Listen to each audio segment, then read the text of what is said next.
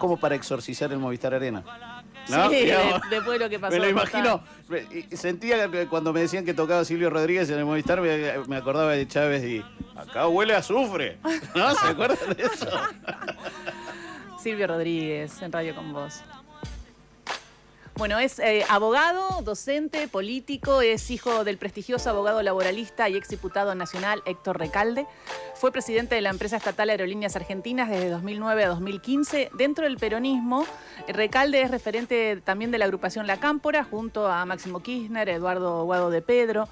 Es senador nacional por la ciudad de Buenos Aires desde 2019 y ahora se postula como candidato a senador por otro periodo. Bueno, va por la Ciudad Autónoma de Buenos Aires en el Frente Peronista Fuerza Patria. Mariano Recalde está con nosotros, Al Fin Sucede. ¿Cómo va, Mariano? ¿Qué tal? Buenas tardes. Gracias por la invitación y por todo ese currículum. Bien. Ese lo hiciste vos. Nosotros no tuvimos nada que ver. Tenía que contar un poquito, ¿no? Lo que me quedé intrigada, ¿de qué equipo sos? De Boca. Ah, De Boca. ¿estás Estoy triste contento por el 5-0 y triste por la noticia de ¿no? Russo. Sí. Pero bueno, se lo despidió y la verdad que... Se fue en su ley, eso es lo que uno rescata. Un gran tipo, muy querido. Y cuando tanta gente habla bien de alguien es para admirar. Yo no lo conocí personalmente, pero me generó mucha tristeza la noticia. Bueno, y es así, ¿no? Ayer pasó eso y los noticieros estaban con eso. De hecho, estaba en Telefe Noticias y gran parte también se lo llevó el homenaje por el fallecimiento de Russo. Pero hoy salió recién un tuit y ahora ya todos hablando de la posible intervención de Estados Unidos. No sé si es posible, ya está. Ya está hecho. Estados Unidos metiéndose directamente en la economía argentina y el Ministerio de Economía no diciendo nada todavía. Nos enteramos por un tuit del secretario del Tesoro. Es trágico, pero esas cosas que nosotros planteamos a veces parecen tan lejanas o tan exageradas, es absolutamente cierto. Perdimos independencia, perdimos libertad como país, estamos sometidos a las recetas, a las indicaciones y andás a ver qué otras cosas más que van a ir apareciendo de lo que resuelva Estados Unidos. ¿Y ustedes pudieron pedir información como Cámara? Pedimos, reclamamos, exigimos, ayer se votó algo en la Cámara de Diputados al respecto, en el Senado también con declaraciones, pero no tenemos noticias de cuáles son los términos del acuerdo. De hecho, estuvo una semana el ministro de Economía en Estados Unidos, una semana, y no sabemos qué pasó, qué negoció, qué se dijo. Y lo más grave es que la Constitución Nacional establece que la deuda externa tiene que resolverse en el Congreso. Estamos frente a un gobierno que cada vez se aleja más de ser un gobierno constitucional, a pesar de que fue electo democráticamente por la vía constitucional. En el ejercicio se parece cada vez más a un gobierno de facto. Gobierna por decreto, tiene cerrado el Parlamento prácticamente. Bueno, ahí aparece esto que van a tener que volver a trabajar ustedes, que es esta idea de cómo administrar los DNU, ¿no? Que ayer en el diputado vuelve a Cámara con un cambio y que según ellos es destituye. Digo, Pero a mí se me ríen las medias cuando nos dicen golpistas a nosotros y tienen de vicepresidenta a Villarruel, que es defensora de Videla y de los genocidas, y que nos digan golpistas a nosotros, que somos diputados y senadores que sancionamos leyes, cuando el que gobierna por decreto es el Ejecutivo, cuando el que veta todas las leyes, y las leyes cuyo veto es rechazado y se promulgan, el Ejecutivo dice que no las va a cumplir. Sí, eso, bueno, podemos explicar un poco lo del decreto, ¿no? Porque, bueno, lo del DNU. Los DNU. Bueno, había una ley que reglamentaba cómo... del kirchnerismo, tenemos que decirlo. Sí. Que reglamentaba cómo era el funcionamiento de los DNU. Obviamente una ley pensada para gobiernos racionales. Funcionó bien con Cristina, funcionó bien con Néstor, antes funcionó bien con Macri, funcionó bien con Alberto. Ahora, cuando aparece un tipo que saca un DNU que modifica 300 leyes y deroga 80 en un solo DNU, que después dice, si me rechazan un DNU lo vuelvo a dictar al día siguiente, y que tiene en un año y medio más DNU que proyecto de ley, entonces uno necesita revisar las cosas que están pensadas para una normalidad. Cuando hay un uso tan anormal, tan irracional, tan exagerado, bueno, y no es una cosa del kirchnerismo, todo el arco político dice, empecemos a reglamentar. Por ejemplo, la ley que se aprobó ayer, con alguna modificación, dice que cada DNU debe ser por un solo tema, no podemos hacer un mega DNU como hizo Milei. Y tiene que tener un concepto de emergencia, ¿no? Dice que si, además, eso lo dice la Constitución, tiene que haber necesidad y urgencia. No puede ser que si el Congreso rechaza un DNU, al día siguiente saquen otro DNU igual y obliguen al Congreso a tratarlo otra vez. Cuando una ley se cae, no puede volver a tratarse durante un año legislativo. Bueno, lo que dice esta ley es que pasa lo mismo con los DNU. Si un DNU se cae, no puede volver a dictarse en el mismo año legislativo. Y después lo otro, que es una corrección también frente a la catarata de DNUs, es que no puede ser más fácil confirmar un DNU que confirmar una ley. Hoy, hasta que no tiene el rechazo de las dos cámaras, el DNU no está rechazado. Lo que dice el proyecto de ley es que aunque lo rechace uno, ya está. Lo que necesitaría... Si no, todo se va alargando y se va alargando. Es la aprobación de las dos. Claro. Y si no tiene la aprobación de las dos, se cae. Me llamó la atención tu campaña en el sentido de que tomaste la palabra libertad, una palabra tomada por los libertarios, una palabra explotada por los libertarios y que es como el lema, ¿no? Como en otro momento fueron el naranja de Scioli, el amarillo de Macri. Bueno, la palabra libertad es libertaria. ¿Y qué hace Fuerza Patria? La toma en la Ciudad de quiere Buenos recuperar. Aires. Sí, ¿Por qué? Porque la libertad no le pertenece a un partido político y además siempre en la historia argentina estuvieron en pugna distintas libertades. ¿La libertad de quién se defiende? Entonces nosotros vamos a recuperar la libertad del país, la libertad de los que trabajan, la libertad de los que viven en la Argentina.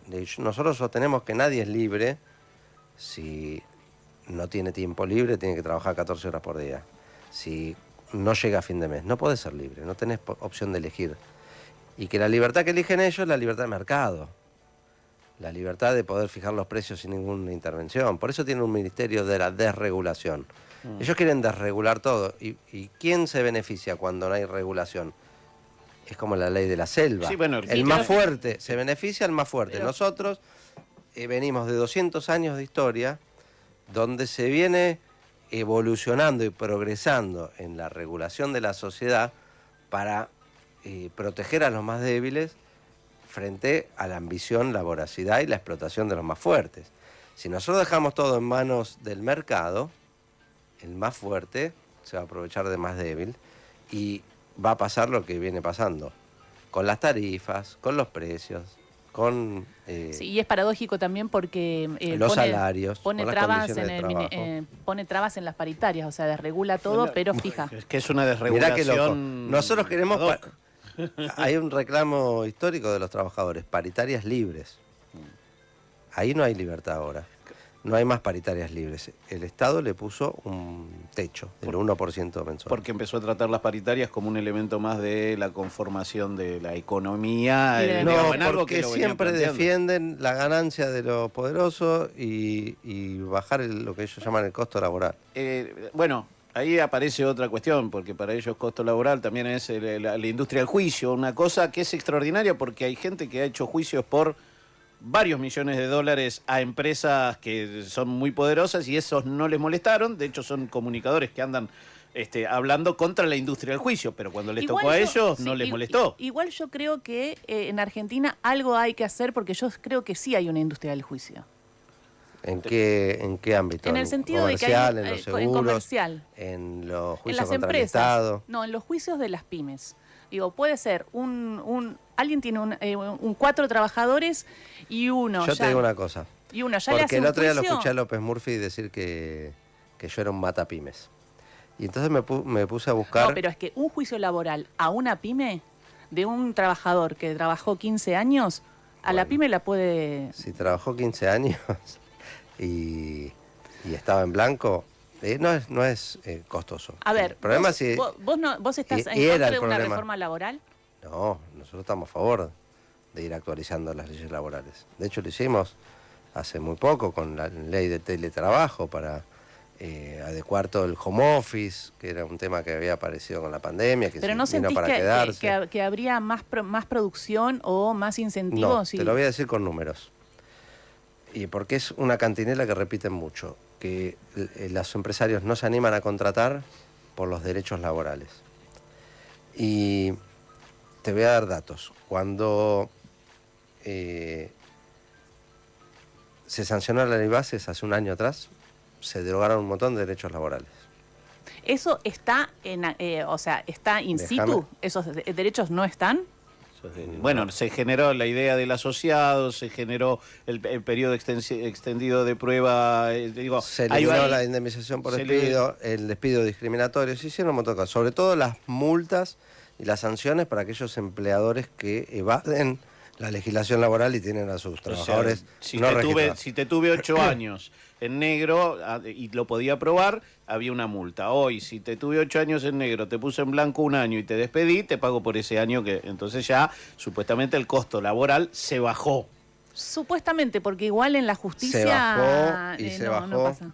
Y se bajó porque además perdieron mucho poder adquisitivo los salarios. Esto lo confesó Milei en un reportaje que le preguntaron sobre la reforma laboral. Dijo, no es tan urgente porque hoy los salarios son de miseria. Y lo que te quiero decir es que desde que se sancionó la ley Bases para acá, lejos de crecer el empleo registrado, se perdieron 200.000 empleos registrados. Y cuando va uno a la base de la FIP, tiene que ahora ver del ARCA... con la apertura de las importaciones y con el con modelo. Muchas cosas, claro, con el modelo. Con muchas cosas. Exactamente. Cuando uno va a los datos de ARCA, de AFIP, sí, y ve los empleadores registrados, hay 13.000 empleadores menos, que seguro son pymes, que se dieron de baja como empleadores en este año y medio. Mientras gobernó Néstor y Cristina, aumentaron mucho los derechos laborales, los salarios eran los más altos de Latinoamérica en dólares. Se recuperaron derechos que se habían perdido, se eliminaron los contratos basura, se redujo el periodo de prueba, se hizo todo lo que los empresarios dicen que desalienta el empleo. Y se crearon 4 millones de puestos de trabajo. ¿Sabes cuántos empleadores más se inscribieron en la FIP en ese momento para ser empleadores? 300.000 empleadores, 300.000 pymes. Cuando vino Macri, cayó 23.000. Sí. Con Alberto, en la pandemia, bajó 7.000 más. Y en este periodo que lleva Milei, 13.000 más. ¿Qué es? El problema no son los derechos laborales, es el contexto económico, como vos decís.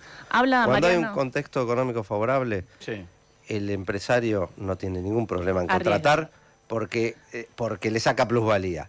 Y por más barato que sea un trabajador, sí, no lo va a incorporar si no tiene a quién venderle. Sí. Habla Mariano Recalde, candidato a diputado. Ahí hay algo que senador. Es muy interesante, porque más de una vez lo hemos hablado con Gisela, de un montón de empresarios que durante los gobiernos de Néstor y Cristina hicieron mucha ganancia. Pero prima el no hay que votar al peronismo. Bueno, prima Axel cuenta una anécdota que pinta este tipo de empresarios que dicen que les fue mucho mejor durante los gobiernos peronistas, pero son antiperonistas y votan. Hablando de Axel, Mariano, ¿cómo estuvo en la reunión de Axel y Cristina? No estuve. Pero alguien contó algo. Me enteré de algunas repercusiones. Primero, fue una excelente noticia para el peronismo en general. Creo que es muy bueno que haya estos gestos que demuestren algo que nosotros ya sabíamos, pero que todo el tiempo se siembra duda y demás, que es que la unidad del peronismo está sólida. Que está sólida en el Congreso, está sólida en las listas, y como se ve, hay diálogo y discusiones. Y para adelante veremos cómo vamos construyendo esa fuerza que necesita la Argentina, que sea una alternativa para gobernar en el 27. Falta un montón, la verdad que es ciencia ficción el 2027. Hoy estamos concentrados y preocupados por el 26 de octubre, porque si Milei le llega a ir bien, sí, tenemos un problema bárbaro a quien sea que le toque gobernar el 27, porque va a seguir endeudando el país. Cada 6 meses va a Estados Unidos a pedir plata. Sigue, y como no le alcanza, sigue entregando los recursos naturales, del patrimonio. Sí. Bueno, no sabemos qué es ahora lo que se quieren está avanzar con las privatizaciones. todo para hacerse de algunos dólares. Le regalan plata a las cerealeras, estas multinacionales que se dedican a intermediar con los productores agrarios. Otro caso similar al de las pymes. Los grandes empresarios dicen, no, es por las pymes, hay que flexibilizar los derechos laborales por las pymes. Como dicen las cerealeras, por los productores, pero después se la llevan la ganancia a ellos, los productores. Bueno, sí, en este caso las en banda. ¿Vos hablás con las todo. pymes? Hablás con los empresarios pymes, con la CAME y demás.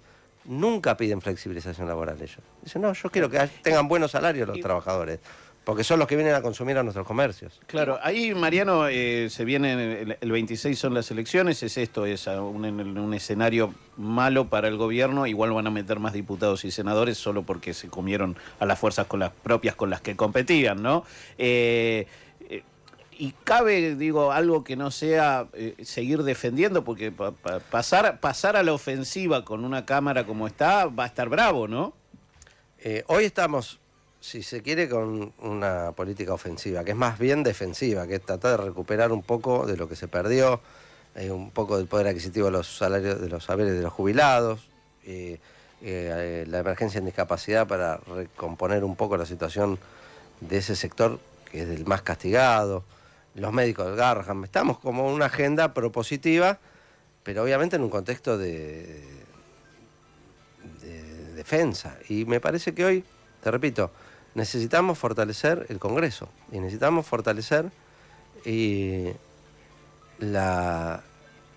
contrapeso para el Poder Ejecutivo, que hoy se cree una monarquía. El presidente no se siente la cabeza de uno de los tres poderes del Estado, sino el monarca de la República. Recién hablábamos del nuevo libro, La hora de los depredadores, del mismo autor de Los Ingenieros del Caos, que habla de la autocracia, ¿no? Y cómo la democracia se transforma más en autocracia, en donde uno de los poderes tiene los otros dos, ¿no? Y los maneja. Que se terminó la hora del partido de los abogados, dice. Sí. ¿Sabes que el otro día estábamos hablando con Horacio sobre tu campaña y decíamos, qué loco que no podamos hablar tan bien y que, o sea, de hablar de lo que se viene, pero para el futuro, para el brindis, para el trabajo, y tengamos que decir que queremos llegar a fin de mes. Que la propuesta superadora es llegar a fin de mes. Es tremendo. O sea, porque ustedes lo que plantean es, vótennos que llegamos a fin de mes, porque lo que ven es que no se está llegando a fin de mes. Ni siquiera, hoy la gente no dice paren esto.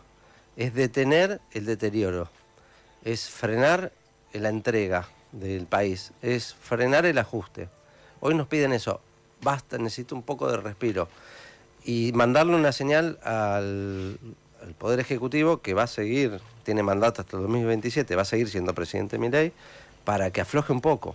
Hoy es una elección donde se dirime si Milei sale fortalecido para seguir haciendo lo que hace, o si sale con un mensaje de que la gente quiere un cambio, un freno. Y en ese sentido íbamos a mostrar la boleta, porque sí, andás... porque es la primera vez que se vota con boleta única. Sí. La Ciudad Autónoma de Buenos Aires no hubo candidato que se tuviera que ir sospechado de nada, nada de todo eso. Las caras son más o menos las mismas. Sí. Pero lo importante son los dos clics. Los dos tildes. Exactamente. Porque en la Ciudad de Buenos Aires hay dos tildes. Porque en la ciudad se elige diputados y senadores.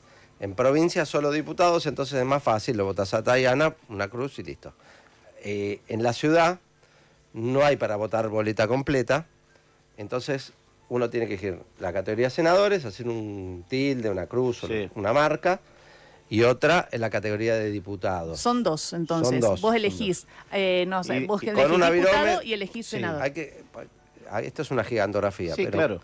Lo que va a suceder es cuando uno vaya a votar con el DNI, se lo da el presidente de mesa, y el presidente de mesa le va a dar un papel, que es esta boleta única, con una lapicera para que marquen adentro, en el cuarto oscuro, la opción que más les guste. Un dato importante es que como esta boleta es muy chiquita, uno puede ser que se confunda, que no lea bien y marque mal. Lleven lentes. Si vos te das cuenta que marcaste mal, antes de meterlo en la urna, podés ir y decirle al presidente de mesa, me equivoqué, ¿me das otra?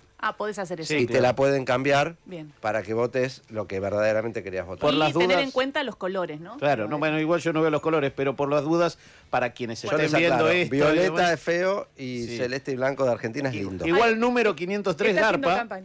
¿Por qué? Porque también es una forma en la cual la puedo identificar. Bueno, 503. Si les gusta, lista 503. Y la otra, si no... Es un colectivo de Merlo, el 503. Y bueno, no está mal. Bueno, pasó el candidato Mariano Recalde, que siempre se trae... Anda con la gigantografía, porque bueno, los porteños van a votar. Yo también voto, no me siento porteño, no me cuesta decir vamos, porque pero vivo hace 20 años acá. Y lo que pasa vamos es que a votar de una hay manera mucho distinta. entusiasmo por votar. A diferencia de lo que pasó a principio de año, que había bastante apatía y que no se entendía bien qué se votaba, ahora la gente quiere votar, está interesada y pregunta mucho por la boleta. Gracias, Mariano Recalde. Gracias a ustedes. Al fin sucede. Al fin sucede. Gisela Busaniche. Otra realidad es